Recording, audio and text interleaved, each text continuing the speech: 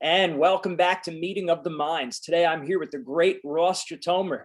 Ross, thank you very much for joining us. Yeah, good to be here. Really excited to be a part of this show today. You guys got a great reputation, and I know there's an Eddie Brothers from just growing up, and so really cool to just see you and just be on here. And likewise for yourself. I mean, again, we're always been together. It seems like growing up from really the youth level wrestling all the way through. So it's great to see that now we're moving up in things and just being able to give back to wrestling all that wrestling's given to us. So it's awesome. Yeah, absolutely. No, it's I probably see, I don't know, Jeff maybe once every few years over at National Preps, and when you guys got your whole wrestling mindset started, I was just super excited just because it was so under the radar, I guess maybe when we were in high school, when we were in college, and it was so necessary. And you don't just see it in wrestling, you see it just in all facets of life. And I'm sure the counseling and the stuff you guys do, a lot of it has to do with stuff outside of wrestling. So just what you're doing for the sport is crucial. Thank you, and Yeah. equally exciting on our end to see that you being named the coach of Blair Academy. It's like, wow, this is Blair Academy, and Yeah. Ross making it happen. So that's awesome. We're Yeah, pumped for you. thanks a lot. I appreciate it. Definitely. Let's talk about your background, growing up, wrestling, and how that formed you, and some of your principles for success, your mindset. Yeah, I grew up in New Jersey, and I grew up in central New Jersey. I grew up in Flemington. So I was part of the Flemington Elks when I first started, and I actually started pretty late. I started roughly sixth grade, and always played a lot of sports growing up. I was super competitive. Many memories of just my dad and I playing one-on-one basketball, and it usually ended up turning into some fight or verbal match. But I was actually in middle school, and my middle school PE teacher said, look, you're probably not going to have any future in basketball. You're freaking not even 4'10", 4'8". I mean, I was really little, but I was really strong, and so he said you should try wrestling. And so I tried it about the end of sixth grade. I went to North Hunterdon. They had like a summer practice, and some really good guys were in there, and I immediately, knew I could be good, because I felt like I was strong. I was pretty athletic, but I got killed right away all the time. Uh, and then I was lucky enough to get exposed to the Flemington Elks program. Sean Gray and his father were influential, but really, two families. I'm sure you remember the Alperones and the Soma brothers.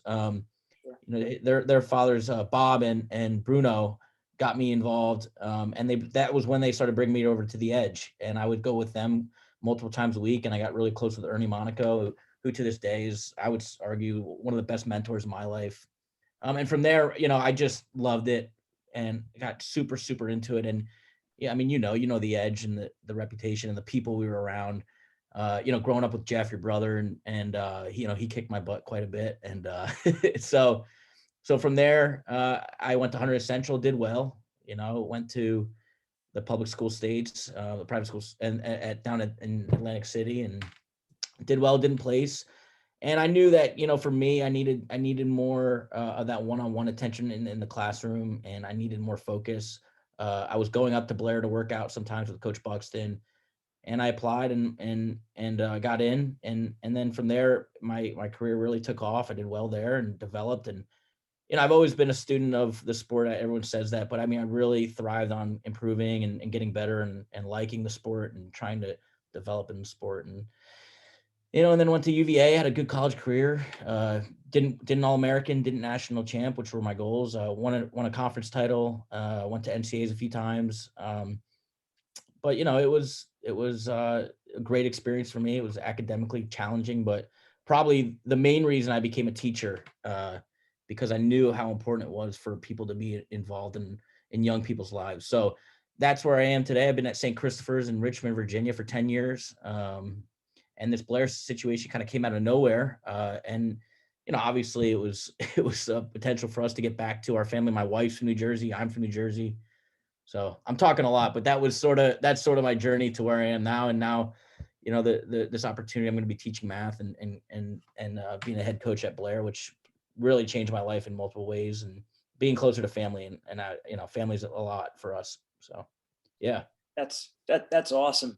And I think about, like you were saying about your upbringing, for people being a Jersey guy, I get it. When you say Flemington and Hunterdon Central, like Yeah. the people who aren't listening, that's a big deal. We're talking about not only being a top tier wrestling team and their competition, like you said, the North Hunterdons, the Del Val, the Voorhees, like them being top competition, but also all the sports at your school have those big banners up there in the gym. Yeah. So you were in a highly competitive environment in your school and in the sport of wrestling, going to the Edge, which was like basically the first wrestling club that I'm aware of, Yeah. and then Blair Academy. So you've really been around the best in high performance, high pressure situations that Yeah. had a huge impact. Totally. I mean, it was one of these things that I don't remember learning a wrestling move really ever. It was all positioning. It was all about improving your position, and you got exposed to that right away. I mean, I got exposed to it starting at 11 years old. I was not an early wrestler. So getting exposed to that, learning really good habits right away was crucial. And then, you're naive at that age. I never realized until obviously later how good that room was at the Edge. I mean, it was unbelievable. I mean, you had Matt Valeni in this, Mike Gray, you had Tonelli, the Nunziata. I mean, you had everybody in that room. Donnie, just watching Donnie Pritzloff, train, Zach Esposito, the list goes on. But, that was, you're just like, oh, I guess this is normal. This is how the average guy is. And little did you know, when you start traveling to different tournaments and competition, you're like, man, I've been exposed to some really good stuff. Um, but yeah, I mean, being around Ernie at that young age was just awesome for me. He really taught me to love the sport, that it was coming from me. I wasn't doing it for anybody else. And it was, I think that's where my love kind of originated. That makes sense. Makes sense. Now talk about some of the lessons that you've learned, more the mindset that shaped you to be who you are. Of course, there's that being in the competitive environment. What mindset lessons have you learned that now you find yourself passing on to your athletes that you've done over at St. Christopher's, and now that you'll pass on over at Blair? Yeah. I mean, I think for me, it was always about, like you said, and what we talked about, like getting better and getting improving. But all in all, I mean, having a humble mind and humble body is really, really important. You can't get too high, because when you get too high, you get brought back down. If you get too low, that's not good either. You're stuck in the trenches. So keeping an even keel, and really trying to let kids figure it out for themselves but guiding them. Um, for some reason, I always listen to Casey Cunningham from Penn State, and he had an interview, and he was like, I learned something from my coach, that once you can't, once you realize you can't control it that much, that's when you actually become a really good coach. And I'm not saying I'm a really good coach, but it's like, just have the things from the outside and just support the kids. Obviously teach at a high level, challenge your kids, but allow them to find that organic sort of appreciation or respect for the sport. And also realizing that, what, this was hard for me to figure out till later, but like, the sport is not for everyone. And that's really, I think that's really hard for some coaches and teachers to understand. Like, it doesn't have to be a national championship mindset for every kid. That was hard for me to figure out until maybe 3 or 4 years ago. And they're not you, so don't expect them to be you. And wherever they are, challenge them and get the most out of it. So that's sort of my philosophy. I was raised with just tremendous parents, tremendous family. My sister's one of my mentors, and just being a good person, and that goes a long way in the sport. I found out, or at least trying to be a good person. Absolutely, doing the best you can, right? Yeah, that's right. That's great. And now talk about some of the biggest like mental mistakes that you see, some of the biggest areas that you see wrestlers struggle with mentally, both with perspective as well as putting too much pressure on themselves. Yeah, I mean, preparation was something that was taught at a very young age to me. And when people say hard work, really what hard work is, just preparing. I mean, you're really trying to prepare for the situation you're given. And I think as coaches, it's really easy to get caught up into things that really don't matter. And I've listened to you guys talk a lot about this, but with social media now, with all the distractions, it's very easy to start looking at things that really don't matter. And perceptions of how you look, perceptions of what people are going to think of you, that can be a problem, just because it takes away from the time that's spent on really developing and really working at whatever you want to do. Um, so I think for that's sort of how I approach it when we're dealing with kids, is focusing on really working on getting better. And then when you get like maybe one or two or three kids in the room that do that, all of a sudden it translates to everyone else.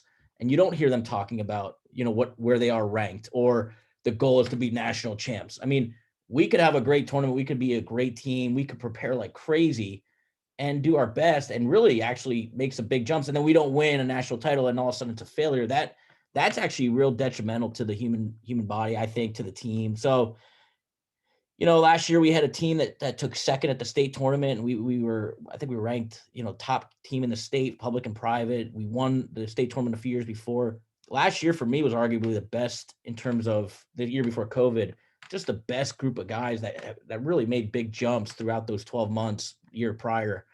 And we didn't win a state title, but I got mad at first, and then I'm like, wait a minute, let's really look at the development made, and that's always more meaningful if you really do it right.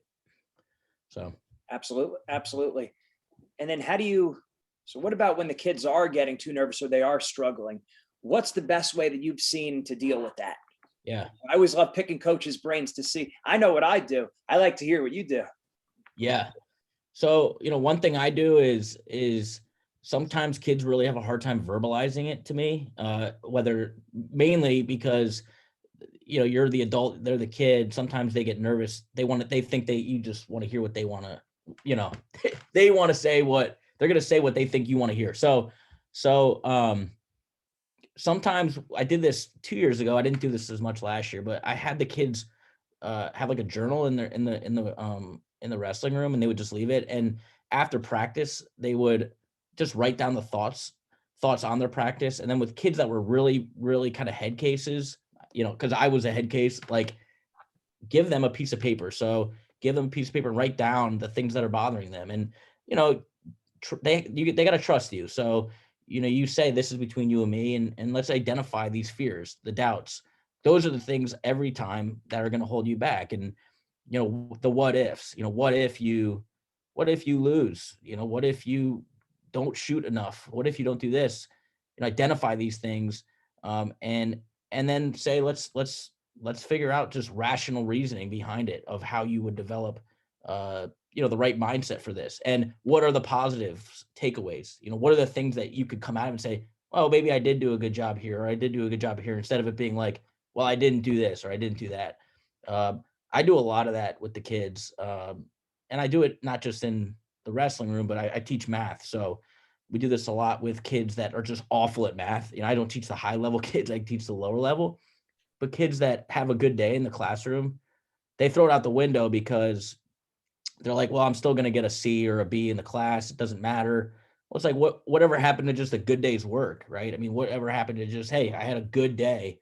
I had a really good day at work. Let's feel good about it, And so I try to do that a little bit. But yeah, that's kind of, I take a day at a time for sure.